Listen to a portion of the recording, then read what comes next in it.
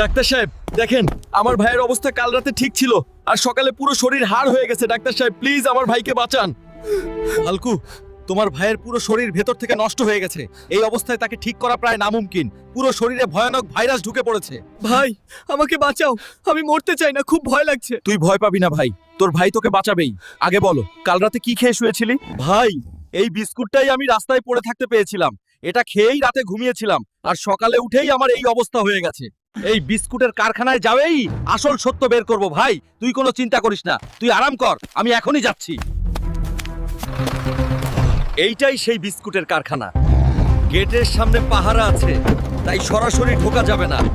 আজ রাতে এই কেমিক্যাল সব বিস্কুটে মিশিয়ে গ্রামে ছাড়বে, তারপর ওষুধ বেচে আমরা বড়লোক হব। তোরা আমার ভাইয়ের এই অবস্থা করেছিস, আজ এখানেই তোদের খেলা শেষ। এইটা সিনেমা না হাল্ক, এখানে তোর দাদাগিরি চলবে না। নিয়েছিস, এখন তোদের